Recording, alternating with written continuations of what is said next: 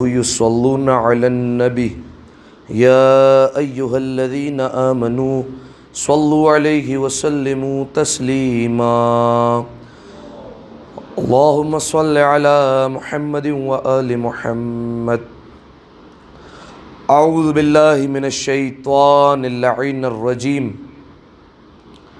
بسم الله الرحمن الرحيم الحمد للہ الذی یخلق ولم یخلق ویرزق ولا یرزق ویطعم ولا یطعم ثم الصلاة والسلام علی عبدک ونبیک وصفیک ورسولک وخیرتک من الخلق ابی القاسم محمد صلی علی محمد وعلی اہل بیتہ الطیبین الطاہرین المعصومین المظلومین سیما ابن عمہ علی علیہ السلام وہو النبأ العظیم والصراط المستقیم والقرآن الکلیم وہو الصدیق الاکبر والفاروق الاعظم وحبل اللہ المتین وامام المسلمین ووصی رسول رب العالمین واللعنۃ الدائمۃ علی اعدائہم اجمعین اما بعد فقد قال اللہ سبحانہ وتعالی فی محکم کتابہ المبین بسم اللہ الرحمن الرحیم ان اکرمکم عند اللہ اتقاکم صلوات علی محمد و آل محمد صلی اللہ محمد و آل محمد۔ تمام تعریفیں اس ذات واجب کے لیے کہ جس نے ہمیں ایک بار پھر نماز جمعہ جیسی سعادت نصیب فرمائی۔ سامعین محترم، جس آیہ مجیدہ کو مسلسل جمعے کے خطبے میں آپ کے سامنے پیش کیا جا رہا ہے، اس آیت میں پروردگار عالم نے عزت دار ہونے کا معیار بتایا ہے۔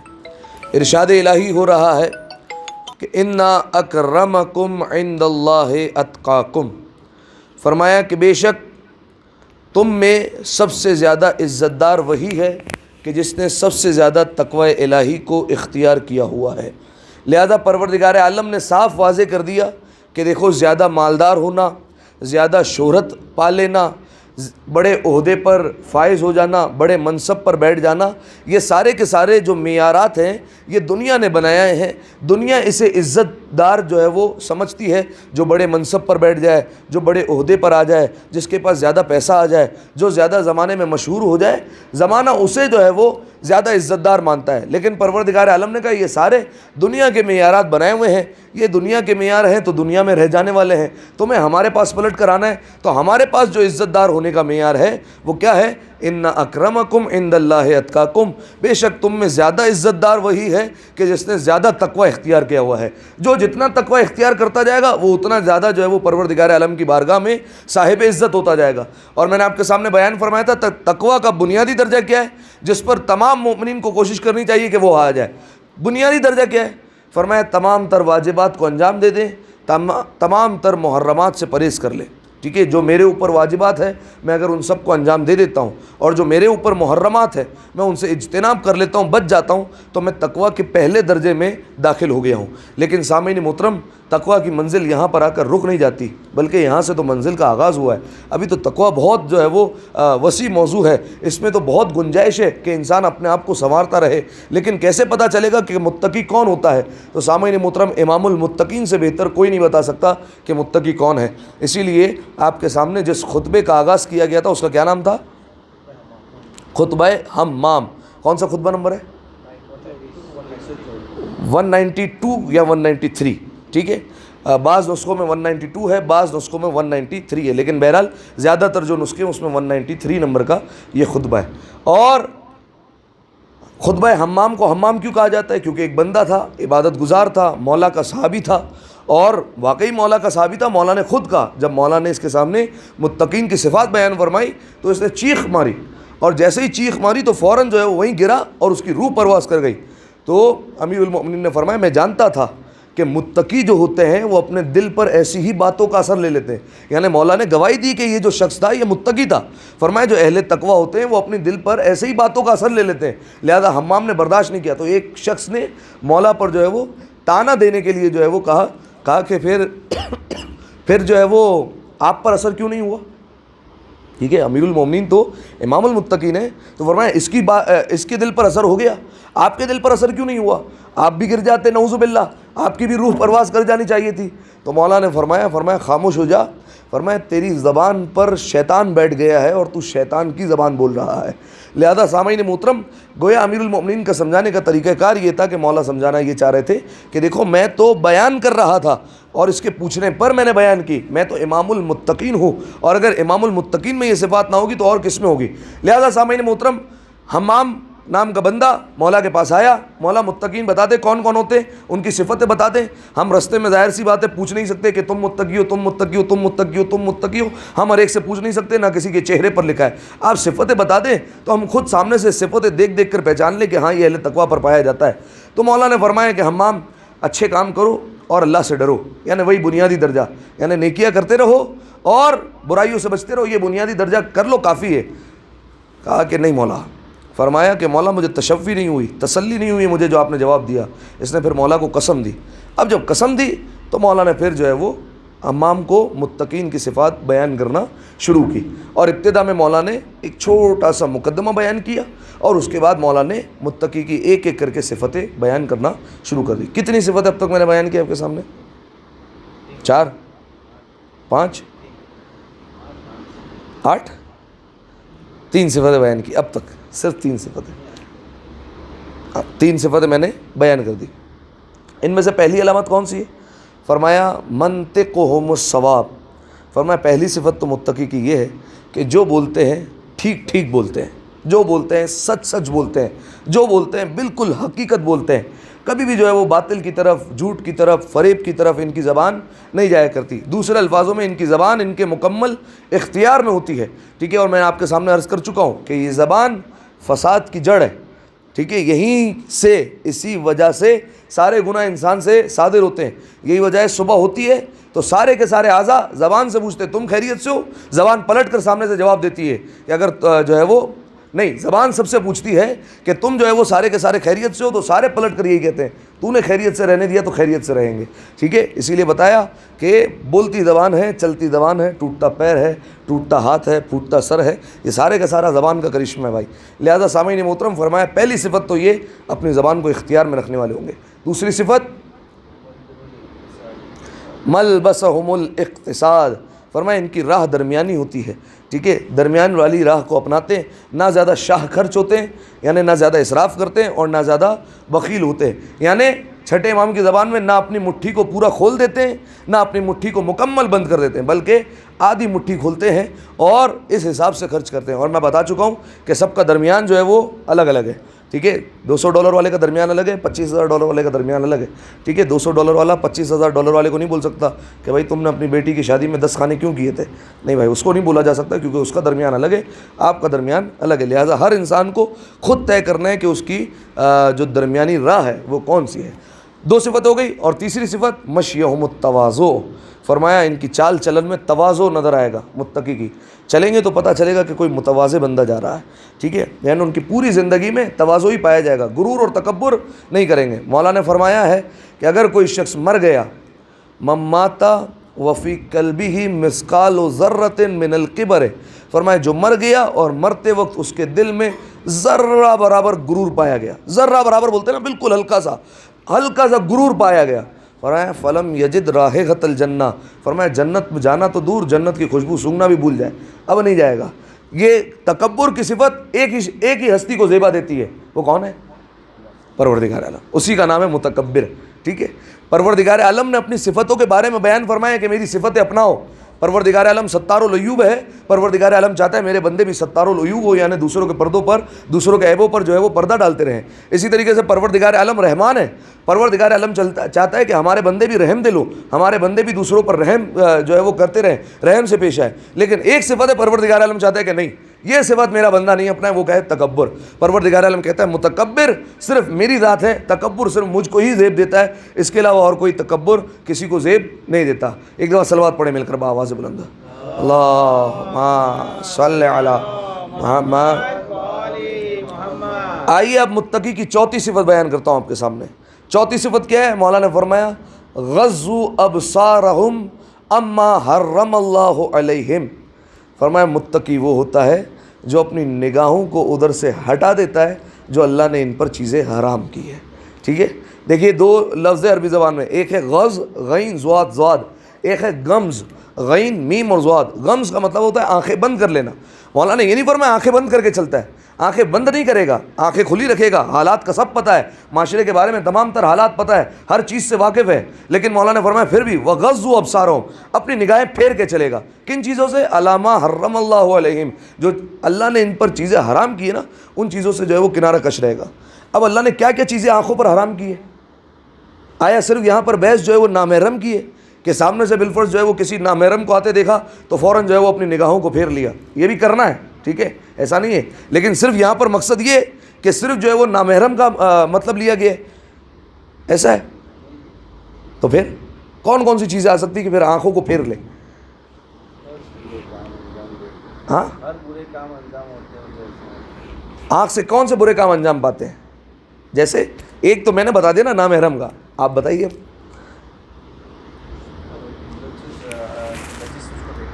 نہ جس کو دیکھنا حرام تھوڑی ہے، تو پاک کیسے کریں گے اگر دیکھیں گے نہیں تو؟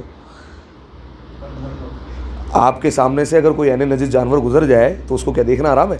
آپ کیا نگاہیں پھیر لیں گے؟ نہیں بھائی، دیکھو جتنا دل چاہتا ہے دیکھو، 24 گھنٹے کھڑے رہو، اس کو باندھ کے کھڑے رہو، دیکھتے رہو پورا دن، کوئی گناہ نہیں ملے گا۔ بد نظری وہی ہو گیا نا نامحرم۔ بد نظر میں پھر کون سی کس بد نظری کی بات کر رہے ہیں؟ اسی بد نظری سے تو منع کیا جا رہا ہے، وہی تو پوچھ رہا ہوں، ہے کیا بد نظری؟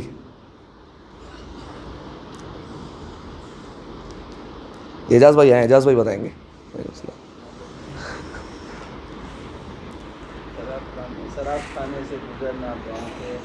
شراب کھانا، چلیے بھائی، ہر چیز سے دیکھیے، اس میں علماء نے جو نہج البلاغہ کے شارح ہیں جنہوں نے تشریح کی ہے پوری نہج البلاغہ کی، انہوں نے جو ہے وہ کہا، بعض علماء یہ کہتے ہیں کہ صرف یہاں پر مراد نامحرم ہے، ٹھیک ہے، کہ صرف جو ہے وہ نامحرم سے نظریں پھیر کر چلے، لیکن بعض علماء کہتے ہیں نہیں، متقی کی صفت یہ اللہ نے کہا ہے غضوا ابصارہم، اپنی نگاہوں کو پھیرتے ہیں علی ما حرم اللہ علیہم، جو اللہ نے ان پر حرام کیا ہے۔ کسی کی پراپرٹی پر نظر نہیں کریں گے، یہ بندہ گزر جائے تو اس کی پراپرٹی جو ہے وہ ہمیں عطیہ لینی نہیں۔ کہیں پر کوئی حرام کام ہو رہا ہے، ناچ گانا ہو رہا ہے، وہاں پر ان کی نگاہ نہیں جائے گی۔ کہیں پر شراب خانہ لگا ہوا ہے، وہاں پر ان کی نگاہ بھی نہیں جائے گی۔ ارادہ تو دور کی بات ہے، جانا تو دور کی بات ہے، وہاں پر ان کی نگاہ بھی نہیں پہنچے گی۔ کوئی حرام مال پڑا ہوا ہے، وہاں پر بھی نہیں دیکھیں گے کہ نہیں بھائی یہ حرام مال ہے، بالفرض شریعت نے حرام کیا ہے سور کا گوشت نہیں کھا سکتے، شریعت نے حرام کیا ہے ہندو کے ہاتھ کا نہیں کھا سکتے، شریعت نے اور کئی چیزیں حرام کی، اس کی طرف نگاہ بھی نہیں جائے گی۔ کیوں؟ پروردگار عالم نے حرام کیا ہے۔ لہذا سامعین محترم، متقی وہ ہوتا ہے جو اپنی نگاہوں کو ادھر سے پھیر لے گا کہ جن کو اللہ نے حرام کیا ہے۔ روایت کے جملے ہیں کہ قیامت کے دن ساری آنکھیں روئیں گی سوائے 3 آنکھوں کے۔ کون کون سی؟ مشہور و معروف حدیث ہے، آپ نے بارہا سنی ہوگی مجلسوں میں۔ کون کون سی آنکھیں ہیں جو قیامت کے دن نہیں روئیں گی؟ دیکھیے قیامت کا ایسا میدان ہے، سارے کے سارے رو رہے ہوں گے، وہاں پر کوئی کسی کا نہیں ہے بھائی، نفسا نفسی کا عالم ہے۔ ایسا نہیں ہے ہم جو کہتے ہیں کہ ماں بیٹی کو نہیں پہچانے گی، باپ بیٹے کو نہیں پہچانے گا، بھائی سب پہچانتے ہوں گے، سب باپوں کو پتہ ہوگا یہ میرا بیٹا جا رہا ہے، اور سب اولادوں کو پتہ ہوگا یہ میرا باپ ہے، ٹھیک ہے۔ یہی وجہ ہے کہ جب حساب کتاب ہو رہا ہوگا، باپ جنت میں جا رہا ہوگا، بیٹا روک لے گا، کدھر حساب کتاب دو، ہمارے حق کہاں ادا کیے تم نے؟ روایت کے جملے ہیں، بیٹا روک لے گا، ٹھیک ہے، کہ آپ نے ہمارے حقوق ادا نہیں کیے تھے۔ اسی طریقے سے کوئی شخص جا رہا ہے، دوسرے مومن نے روک لیا، بھائی ہمارا قرضہ کدھر ہے جو تم نے ہم سے لیا تھا۔ لہذا پہچانتے تو سب ہوں گے، ہر ایک دوسرے کو پہچانتا ہوگا، لیکن جو ہے وہ ایسے شو کریں گے، ایسے ریئیکٹ کریں گے جیسے ہم ان کو جانتے ہی نہیں ہیں، ٹھیک ہے۔ اور نفسا نفسی کا عالم ہوگا، ہر کسی کو اپنی پڑی ہوگی، اور ہر آنکھ وہاں پر اشک بار ہوگی، ساری آنکھیں رو رہی ہوں گی۔ پروردگار عالم کا جب عدل سامنے آئے گا، اسی لیے کہتے ہیں کہ پروردگار عالم کے عدل کی دعا نہ کرو، یہ نہ کہو کہ پالنے والے تو قیامت میں ہمارے ساتھ عدل سے حساب لینا۔ پروردگار عالم ظلم تو کرتا ہی نہیں ہے، وہ حساب عدل سے ہی لے گا، ٹھیک ہے، لیکن دعا کرتے ہیں پالنے والے تو عدل سے حساب نہ لینا بلکہ تو اپنے فضل سے حساب لینا، اپنا فضل فرمانا۔ عدل سے حساب لے لیا۔ آپ دیکھیے امیر المؤمنین کے زمانے میں جب علی عدل کرنے پر آئے تو لوگوں کی چیخیں نکل گئی، خود آئے تھے دروازے پر چل کر، خود کہا تھا اے علی خلافت کو قبول کر لیجئے۔ علی نے کہا تھا اگر میں خلافت پر آ گیا، پہلے تو یہ کہا کہ تخت و تاج خلافت کی محتاج نہیں ہے، تم یہ سمجھ رہے ہو کہ میں خلیفہ نہیں ہوں، میں خلیفہ ہوں، اس وقت بھی خلیفہ تھا جب دوسروں کو بٹھا دیا تھا، میں خلیفہ اس وقت بھی تھا، لیکن یاد رکھنا اگر مجھے بٹھا دیا تو پھر علی کا عدل دیکھ کر لوگوں کے جو ہے وہ برے حال ہو جائیں گے۔ انہوں نے کہا نہیں یا علی آپ قبول کیجئے۔ جملہ آ گیا قتل علی لشدت عدلہ، علی کو قتل کسی اور وجہ سے نہیں کیا گیا، علی کو قتل اسی لیے کیا گیا شدت عدل کی وجہ سے۔ ایسا عدل کہ اپنے اپنے جو ہے وہ ہل گئے۔ امیر المؤمنین کے بھائی جناب عقیل آ گئے مولا کے پاس، مولا بیت المال سے کچھ عطا کر دیں۔ امیر المؤمنین نے کہا نہیں عقیل، سب برابر ہے میرے لیے، جتنا وظیفہ دوسروں کو ملتا ہے اتنا ہی وظیفہ تمہیں ملے گا، واپس بھیج دیا جناب عقیل کو۔ اسی طریقے سے وہ دو شخص آئے تھے، طلحہ اور زبیر نام ہے، بہرحال نام لینے میں یہاں پر تو کوئی مسئلہ نہیں ہے، کراچی میں اگر نام لے لیں تو پھر مسئلہ ہو جاتا ہے۔ طلحہ اور زبیر یہ دو شخص آ گئے تھے اور پیش تھے امیر المؤمنین کو خلافت پیش کرنے میں۔ جب امیر المؤمنین خلافت پر آ گئے تو اب کیا کیا، آئے فوراً، اور کس لیے، تاکہ ہمیں بھی جو ہے وہ کہیں کا گورنر وغیرہ لگا دیں، تو فوراً آئے۔ جناب قمبر بیٹھے ہوئے تھے، جناب قمبر سے کہا کہ تم جو ہے وہ، یا جناب عمار تھے غالباً، جناب عمار سے کہا تم ہماری سفارش کر دو کہ علی جو ہے وہ ہمیں کہیں گورنر لگا دے۔ جناب عمار نے کہا کہ میں غلط سفارشیں نہیں کرتا کبھی بھی۔ تو انہوں نے کہا کیا مطلب، تم ہمیں لائق نہیں سمجھتے؟ فرمایا وہ تو علی بتائیں گے کہ تم لائق ہو یا نہیں ہو۔ امیر المومنین سے کہا کہ دو لوگ آپ سے ملنے ہیں۔ امیر المومنین نے کہا لے آؤ اندر۔ جیسے ہی اندر گئے تو امیر المومنین نے پہلا سوال پوچھا، حکومت کے کام سے آئے ہو یا ذاتی کام سے آئے ہو؟ کہا ذاتی کام سے آئے۔ چراغ جل رہا تھا، علی نے بجھا دیا اور اس کے بعد حکومت ذاتی چراغ جلایا۔ کہا وہ حکومت کے پیسوں کا چراغ تھا اور جو ہے وہ لہٰذا بات کرنی ہے حکومت والی تو وہ چراغ جلے گا، ذاتی کام ہے تو پھر یہ والا چراغ جلے گا۔ انہوں نے دیکھا جب یہ چراغ کو نہیں بخش رہا تو پھر ہمیں گورنری جو ہے وہ کہاں سے دے دے گا، لہٰذا ایسے ہی بغیر بولے وہ چلے گئے۔ لہٰذا سامعین محترم، امیر المومنین کا عدل، تو بات یہ ہو رہی تھی کہ کون سی جو ہے وہ آنکھیں ہیں جو قیامت کے دن جو ہے وہ اشکبار نہیں ہوگی۔ دعا کرنی چاہیے پروردگار عالم عدل سے حساب نہ لے بلکہ اپنے فضل سے حساب لے، فضل کرتا رہے اپنا۔ تو کون سی آنکھیں جو قیامت کے دن گریہ نہیں کریں گی؟ مشہور معروف حدیث ہے۔ ایک تو یہ الگ سے روایت ہے کہ جو غم حسین میں روئے گا، جو اہل بیت علیہ السلام کے غم میں روئے گا، اس کی آنکھیں قیامت کے دن اشکبار نہیں ہوں گی، ٹھیک ہے۔ ایک تو یہ روایت ہو گئی۔ ایک اور روایت ہے جس میں تین چیزیں مختلف بیان کی۔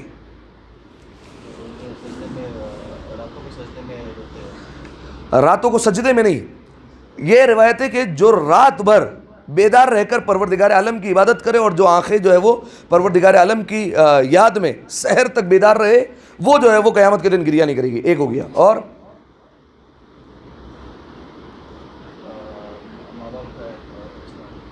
نہیں، جو پروردگار عالم کے خوف کی وجہ سے روئے گی، ٹھیک ہے۔ دیکھیے ایک دونوں الگ الگ ہے، ایک رات بیدار رہے اس کا الگ ثواب ہے، ایک ہے خشیت اللہ میں اللہ کے خوف سے روتے رہے، فرمایا یہ آنکھ بھی نہیں روئے گی۔ اور تیسری آنکھ فرمایا جو نامحرموں سے آنکھیں پھیر کر چلیں گے وہ بھی قیامت کے دن نہیں روئے گی، ٹھیک ہے۔ تو یہ کل دو حدیث ملا کے چار آنکھیں ایسی ہو گئی جو قیامت کے دن گریہ نہیں کرے گی۔ یہ ہو گئی چوتھی صفت۔ یہاں تک بات آپ لوگوں کو پہنچ گئی، ٹھیک ہے۔ متقی کی چار صفتیں بیان کر دی ہیں۔ ایک منطقہم الصواب، جو بولتے ہیں ٹھیک بولتے ہیں۔ مشیہم التواضع، ملبسہم الاقتصاد، ان کی راہ درمیانی ہوتی ہے، نہ شاہ خرچ ہوتے ہیں نہ جو ہے وہ بخیل ہوتے ہیں۔ تیسرا مشیہم التواضع، ان کی چال چلن میں پوری زندگی میں تواضع نظر آئے گا، غرور و تکبر نظر نہیں آئے گا۔ اور چوتھی صفت غضوا ابصارہم اما حرم اللہ علیہم، جو چیزیں اللہ نے حرام کی ہے ان سے نظر پھیر کر چلیں گے۔ چار چیز ہو گئی۔ پانچویں چیز آ جائیے، وَوَقَفُوا أَسْمَاعَهُمْ عَلَى الْعِلْمِ النَّافِعِ، فرمایا یہ اپنے کانوں کو، یہ چوتھی صفت آنکھ کے بارے میں تھی، پانچویں صفت کانوں کے بارے میں، یہ اپنے کانوں کو اس طرف کر لیتے ہیں جہاں سے انہیں علم نافع، فائدہ مند بات کوئی آ رہی ہو، ٹھیک ہے۔ ہر جگہ نہیں بیٹھتے کہ یہاں پر جو ہے وہ فضول گوئی ہو رہی ہو چلو بیٹھ جاؤ، یہ خصوصاً ہوتا ہے رمضان میں، ٹھیک ہے۔ رمضان میں تو سحری تک لوگ جاگتے ہیں، کیا کریں بھائی، چار بندے بیٹھے ہوئے ہیں، سحری تک جو ہے وہ گپے لگیں گے، بیٹھ جاؤ یہاں پر۔ متقی ایسا نہیں کرے گا۔ دیکھیے مذاق کا منع نہیں کیا شریعت نے کبھی بھی، یہ نہ سمجھے کہ شریعت نے مذاق کا منع کیا ہے۔ مذاق رسول اللہ اور امیر المؤمنین کا بھی موجود ہے۔ مشہور و معروف روایت ہے کہ رسول اللہ اور امیر المؤمنین دونوں کھجوریں کھا رہے تھے، لیکن امیر المؤمنین نے چاہا مذاق کیا جائے، امیر المؤمنین کھجور کھاتے تھے اور رسول اللہ کے حصے میں بیج ڈال دیتے تھے، یعنی کیا ظاہر ہو کہ رسول اللہ زیادہ کھجوریں کھا رہے ہیں۔ تو جب بہت سارے کھجور کے بیج ہو گئے تو امیر المؤمنین نے کہا آج کل لوگ بہت زیادہ کھجوریں کھا رہے ہیں، تو رسول اللہ نے کہا اور کچھ لوگ کھجور کے ساتھ بیج بھی کھا جایا کرتے ہیں۔ لہٰذا ایسا مذاق تو ملتا ہے رسول اللہ اور امیر المؤمنین کا، امیر المؤمنین اور جناب سلمان کا مذاق بھی ملتا ہے۔ اسی طریقے سے جناب بلال کے ساتھ رسول اللہ نے مذاق کیا ہے. جناب بلال راستے سے آ رہے تھے. جناب بلال آپ جانتے ہیں حبشہ سے تعلق، رنگ سیاہ تھا، لیکن جو ہے وہ رسول اللہ کے صحابی راستے سے آ رہے ہیں، دیکھا ایک بوڑھا رو رہا ہے. اس کو کہا کیا بات ہے؟ کہا رسول اللہ کے پاس گیا تھا جنت کے بارے میں معلوم کر کے کہ جنت کیسی ہوگی، بوڑھا ہو گیا ہوں ابھی تو جانے والا ہوں. تو رسول اللہ نے کہا کہ جنت میں بوڑھے نہیں جائیں گے، تو اس لیے رو رہا ہوں. جناب بلال اب آپ جانتے ہیں کہ تھوڑے سے جو ہے وہ افراد وی آئی پی ہو جائیں تو بولے چلو بھائی ہم جو ہے وہ بات کرتے ہیں. تو رسول اللہ کے پاس لے کر گئے. یا رسول اللہ یہ بیچارہ باہر بیٹھ کر رو رہا ہے، آپ نے فرمایا کہ جنت میں بوڑھے نہیں جائیں گے. تو رسول اللہ نے مذاق کیا، فرمایا کہ اے بلال جنت میں تو کالے بھی نہیں جانے والے. اب جناب بلال بھی جو ہے وہ بیٹھ کر رونے لگے. جناب بلال نے کہا کہ پھر ہم بھی نہیں جائیں گے جنت میں. تو رسول اللہ نے پھر جو ہے وہ فوراً جناب بلال کو اٹھایا اور سینے سے لگایا اور فرمایا اے بلال بات یہ نہیں ہے، تم سمجھے نہیں. دیکھو جس کسی کے دل میں بھی ہماری ولایت کا نور ہوگا، اگر بوڑھا ہوگا تو اللہ جوان کر کے بھیجے گا، اگر رنگ اس کا کالا ہوگا تو اللہ اس کے چہرے پر نور ڈال کر جنت میں داخل کرے گا. ایک دفعہ صلوات پڑھیں مل کر آواز بلند، اللہم صلی علی محمد وعلی. لہذا فرمایا مذاق سے منع نہیں ہے، اور اگر مذاق یاد رکھیے اگر مومن کے دل کی خوشی کا سبب ہو تو پھر یہ جو ہے وہ مذاق عبادت بن جایا کرتا ہے. ٹھیک ہے، افضل العبادت بعد الصلاۃ، نماز کے بعد جو سب سے افضل عبادت ہے وہ کیا ہے؟ ادخال السرور فی قلب المؤمن، مومن کے دل میں کسی طرح خوشی ڈال دو. اگر وہ دل اس کا خوش ہو گیا، یہ نماز کے بعد سب سے افضل عبادت ہے.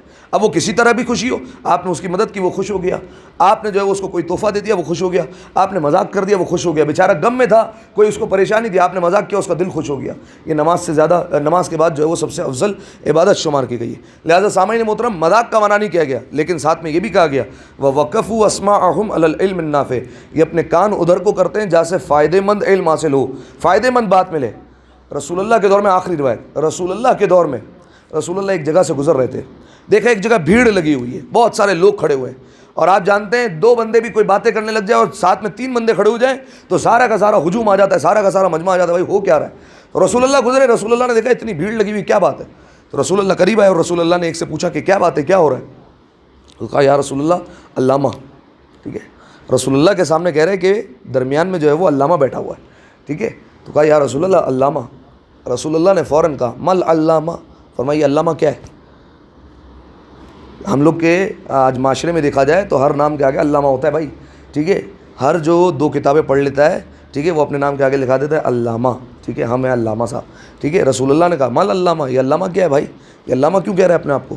فرمایا یا رسول اللہ یہ عرب کے لوگوں کے نسب کو جانتا ہے، عالم نصاب ہے، لوگوں کے شجروں کو جانتا ہے. اس سے پوچھو کہ فلاں بندہ کس قبیلے سے، یہ آپ کو پورے قبیلے کی ہسٹری بتا دے گا اس کا دادا وہ تھا، اس کا پردادا وہ تھا، اس نے یہ کیا تھا، اس نے یہ کیا تھا، اس نے یہ کیا تھا. آسان علم نہیں ہے، لیکن کہا عرب کے ہر بندے کا اس کو جو ہے وہ شجرہ یاد ہے، ہر بندے کو بتا سکتا ہے اس کا دادا کون ہے، اس کا چاچا کون ہے، اس کی شاخ کہاں سے ملتی ہے، کون سے قبیلے رشتہ دار ہے، سب بتا سکتا ہے. یہ عالم نصاب ہے، اس لیے علامہ کہہ رہے ہیں.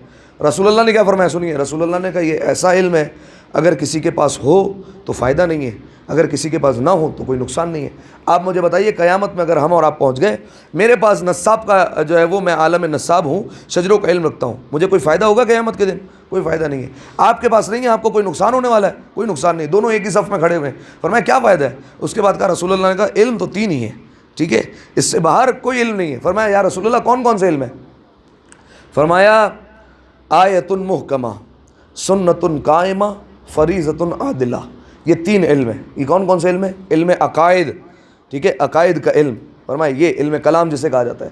دوسرا فرمایا علم فقہ، ٹھیک ہے، جس کے بارے میں چھٹے امام نے فرمایا میں پسند کرتا ہوں کہ ہمارے اصحاب کو کوڑے مارے جائیں تاکہ وہ فقہ کا علم حاصل کریں. ٹھیک ہے، اور تیسرا فرمایا فریضۃ عادلہ، علم اخلاق. فرمایا یہ جو ہے وہ فریضۃ عادلہ علم فقہ اور سنت قائمہ یعنی علم اخلاق. فرمایا یہ تین علم ہیں، باقی سارا کا سارا جو بھی انسان حاصل کرتا ہے فرمایا وہ اللہ کا فضل ہے، وہ علم میں شمار نہیں ہوتا. یعنی علم تین ہی ہے، علم عقائد، علم فقہ اور علم اخلاق. اگر یہ انسان تین حاصل کرتا ہے تو کہا جائے گا کہ ہاں یہ عالم ہے. ٹھیک ہے، اگر یہ تین حاصل نہیں کرتا، اس کے علاوہ کچھ کسی چیز کا علم حاصل کر لیتا ہے تو فرمایا وہ تو اللہ کا فضل ہے، اللہ کا علم نہیں ہے. ایک دفعہ صلوات پڑھے مل کر بآواز بلند، اللہم صلی علی محمد وآلہ. تو آج جو ہے وہ آپ کے سامنے 5 صفتیں مکمل ہو گئی. ٹھیک ہے، متقی کی پہلی کون سی آپ بتائیے؟ پہلی صفت ہاں جو بولتا ہے ٹھیک بولتا ہے، منطق و ثواب. درمیانی راہ ہوتی ہے اس کی، نہ زیادہ شاخر نہ بخیل. تیسرا متواضع ہوتا ہے، غرور و تکبر اس میں نظر نہیں آئے گا. چوتھی صفت آنکھوں کو ادھر سے پھیر لیتا ہے جو اللہ نے اس پر حرام کیا. اور پانچویں صفت کانوں کو ادھر رکھتا ہے جو نہیں رکھتا ہے ادھر کہاں، جہاں سے فائدے مند علم حاصل ہو. اعوذ باللہ من الشیطان اللعین الرجیم. بسم اللہ الرحمن الرحیم. انا اعطیناک الکوثر فصل لربک وانحر ان شانئک هو الابتر. 3 دفعہ مل کر بآواز بلند صلوات پڑھ دیں. اللہم صلی علی محمد و آل محمد. اللہم صلی علی محمد و آل محمد. اللہم صلی علی محمد و آل محمد. اعوذ باللہ من الشیطان اللعین الرجیم. بسم اللہ الرحمن الرحیم. الحمد للہ رب العالمین. اللہم لک الحمد بدیع السماوات والارض ذا الجلال والاکرام رب الارباب والہ کل معلوق وخالق کل مخلوق ووارث کل شیء لیس کمثلہ شیء وہو بکل شیء محیط. انت اللہ لا الہ الا انت الاحد المتوحد الفرد المتفرد وانت اللہ لا الہ الا انت الکریم المتکرم العظیم. والصلاة والسلام علی محمد النبی الرحمہ سید المرسلین وعلی بن ابی طالب سید الوصیین وفاطمة الزہراء سیدۃ النساء العالمین وحسن المجتبى حجۃ اللہ علی الخلق الاجمعین والحسین الشہید المظلوم وارث امیر المؤمنین وعلی بن الحسین زین العابدین ومحمد بن علی باقر العلم الاولین والآخرین وجعفر بن محمد الصادق الصدیق والمقتدی بآبائہ الصالحین وموسى بن جعفر الكاظم من اولاد النبیین وعلی بن موسى الرضا من عطرۃ بررۃ المتقین ومحمد بن علی الجواد ولی المؤمنین وعلی بن محمد السراج المنیر امام الخاشعین والحسن بن علی سید الاوصیاء المنتجبین والخلف القائم المہدی المنتظر الحجة بعد آبائه على خلقك المعدي النبيك ووارث علم الماضيين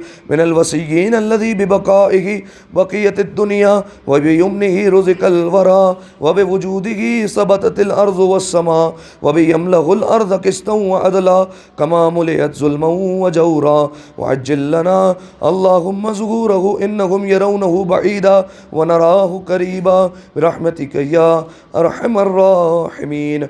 اللهم افتح لي أبواب توبتك ورحمتك ورزقك الواسع إني إليك من الراغبين وأتمم لي إنعامك إنك خير المنعمين. اللهم اجعل بقية عمري في أداء فرض الجمعات والحج والعمرة ابتغاء وجهك يا رب العالمين. وصلى الله على محمد وآله الطيبين الطاهرين والسلام عليه وعليهم.